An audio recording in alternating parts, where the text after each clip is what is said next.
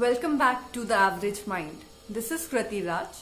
I have secured AIR 106 in this year's Civil Services examination. Today, I'm here to talk about the strategy and the book list that I have employed to tackle this examination. सबसे पहले तो मेरे पास बहुत सारे लोगों ने ये messages किए हैं कि स्ट्रैटेजी क्या होनी चाहिए।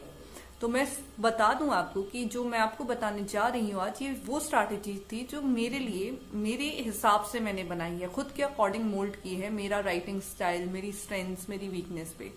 सो you do not have to copy paste it.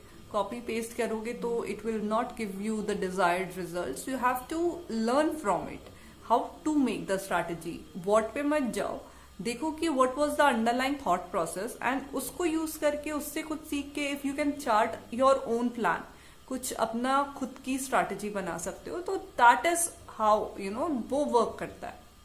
So many people have cleared this exam, so that proves there are many ways to clear this exam. My way is just one of those.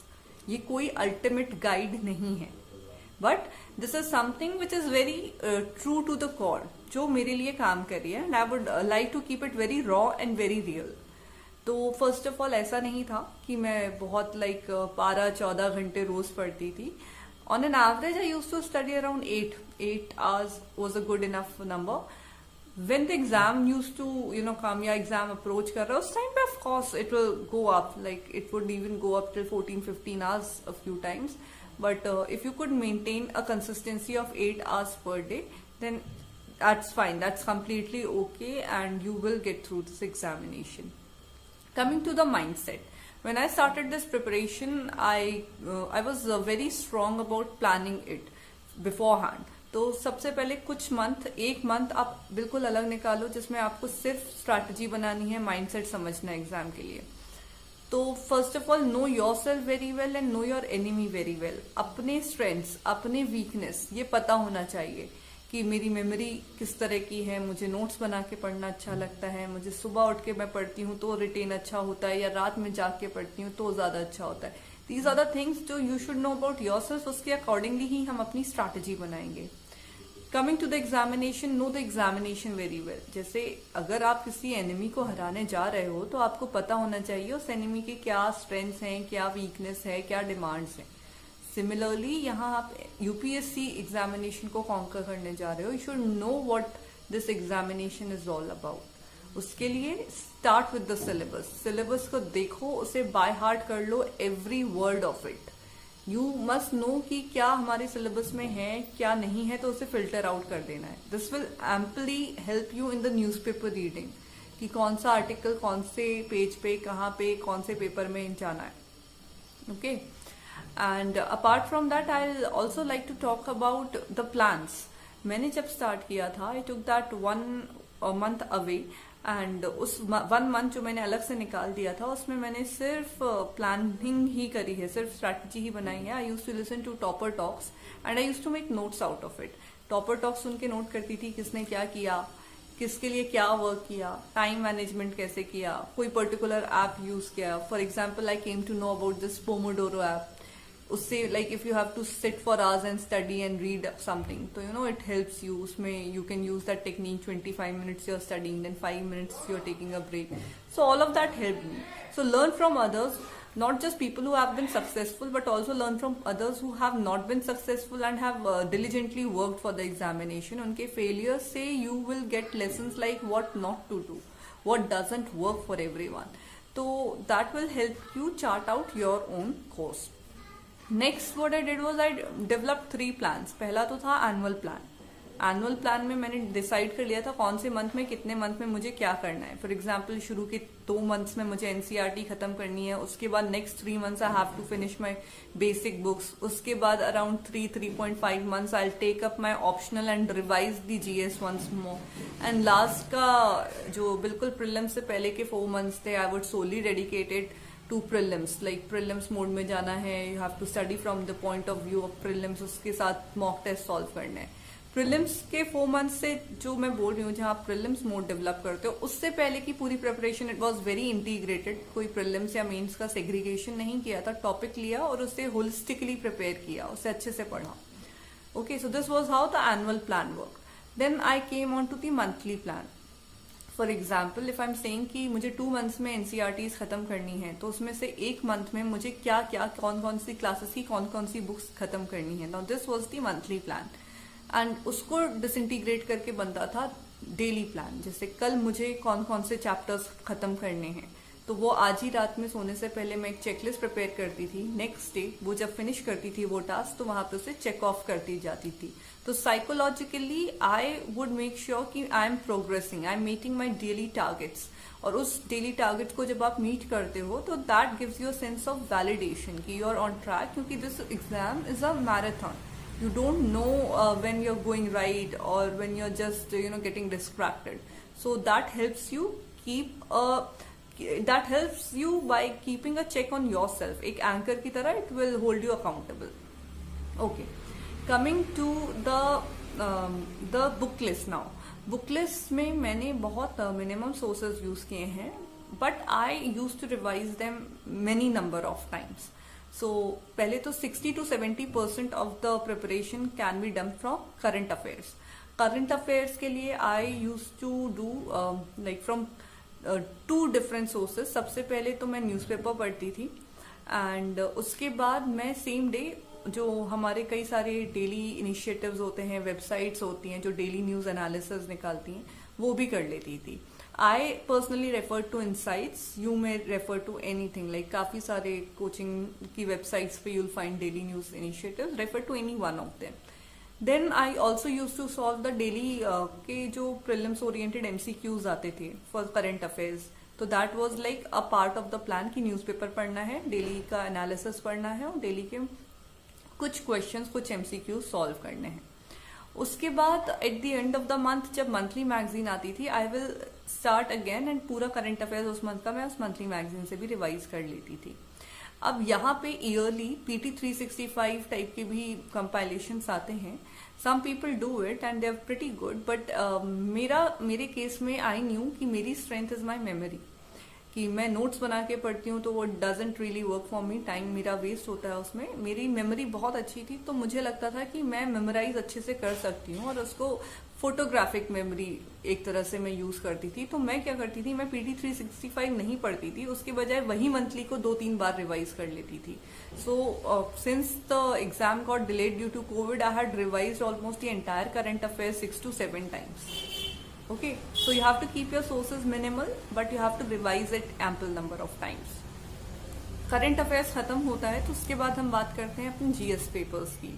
GS में starting with the history, जो GS 1 में भी आता है, ancient और medieval मैंने NCERT से किया. वर्ल्ड हिस्ट्री भी मैंने NCERT और थोड़ा बहुत कोचिंग नोट्स रेफर किए थे. I read Normal Love and all जो रेफरेंस बुक्स होती हैं during my first attempt, but it didn't really help क्योंकि it was too elaborate and इतने की जरूरत नहीं थी. So I would still suggest कि just stick to the NCERTs, that's enough. Modern India history के लिए I read Bipin Chandra and अगर आप स्पेक्ट्रम भी रेफर कर रहे हो it's fine. Do not change your source just because किसी टॉपर ने कहा है. Just stick to whatever you're doing until and unless you feel the need कि नहीं this is not working for you and you have evidence, then only you make corrections. Okay, geography के लिए the 4 NCERTs जो होती हैं 9th 10th 11th 12th की, वैसे तो मैंने सबसे पहले प्रिपरेशन में आते टाइम ही सारी NCERT 6 से लेके 12th तक पढ़ी हैं. बट फिर बाद में एक बार जब वो बेस डेवलप हो गया तो ज्योग्राफी के लिए सिर्फ मैं 11th और 12th की 4 NCERTs पढ़ती थी. इकोलॉजी एंड एनवायरनमेंट वाले पार्ट के लिए some chapters from GC Leong, और उसके अलावा यूट्यूब पे there was a series by Roman Saini sir on environment. वो मैंने पढ़ा, वो मैंने देखा और उससे नोट्स बना लिए थे. तो it was very condensed in a few papers I had that. और उसके साथ जब मैंने मॉक टेस्ट, आई सॉल्व्ड अराउंड 100 मॉक टेस्ट. तो मॉक टेस्ट में, मंथली मैगजीन्स में, वहां से काफी कुछ नया कंटेंट मिल जाता था जो एनवायरनमेंट के लिए रेलेवेंट होता था. तो I kept it very minimal there itself. Science and technology में मैं बोलूँ तो it was solely current oriented, क्योंकि मेरा बेसिक्स मतलब I have come from engineering background. तो मुझे 9th या 10th का साइंस वापस से जाके पढ़ने की जरूरत नहीं पड़ी. If you feel you need to, you please go back and refer the NCERTs. उसके अलावा जो भी नेक्स्ट उस पर डेवलपमेंट हो रहा है वो you can refer from the monthly magazine, that's enough. and newspaper में भी आता है, तो just keep an eye on that. Okay, and then there are a number of small topics like governance. Governance के लिए I referred Yojana magazine sometimes. Sometimes the schemes used to get covered in the monthly magazine and the newspaper itself. So उसके लिए कुछ extra नहीं किया. If you have a lot of time, you may refer to things like India Yearbook as well. Economic survey, budget. Economic survey and budget तो I'll say कि वो quintessential है, वो तो करने ही है आपको. But India Yearbook, if you are referring, please just skim through it. Do not waste a lot of time on it. Then economics के लिए again India economic survey and the budget are quintessential. But then apart from that, for the basics, try and refer to some coaching notes if you could get hold of them. If you need some extra understanding के लिए, if you need some book and all, then I did not refer to it. But if you really need it, then you may go for Ramesh Singh or Sanjeev Verma sir's book. These two are very good sources. I just did some basic coaching notes. उधर से मेरा static का base develop हो गया था, और current में जो भी चलता था वो बजट, इकोनॉमिक सर्वे और मंथली मैगजीन वगैरह से, न्यूज़पेपर वगैरह से कवर हो जाता था. That was enough for me. Apart from that, talking about subjects like disaster management, and there are small topics like police reforms and all. Here I would suggest एक दिन लो और उसके सिलेबस से एवरी वर्ड को Google कर लो और उसके notes बना लो, या फिर you can refer to some seniors notes. Like there are so many people जिन्होंने अपनी पीडीएफ्स ऑलरेडी डाल रखी हैं. Just go through them, but don't just stick to them कि बस इतना ही करना है. उस पर you have to add your own things. वो किसी पर्टिकुलर ईयर में उन्होंने बनाए थे वो नोट्स, उसको अपडेट कर दो for this year, for the coming years. Even if I will be putting out my notes इस चैनल पे या मेरे टेलीग्राम चैनल पे, I will share the link with you. उस पे I will update my notes.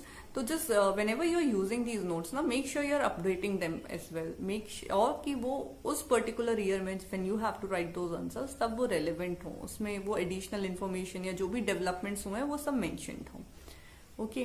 Polity के लिए I refer to Laxmikanth, and I think Laxmikanth is the Bible for polity. That's enough. I found it enough and I read it ample number of times, like even 9-10 times. And even now when I read it, I find so many new insights in that book. So give it a very good reading and revise it ample number of times. Then coming on to subjects like ethics, GS paper 4.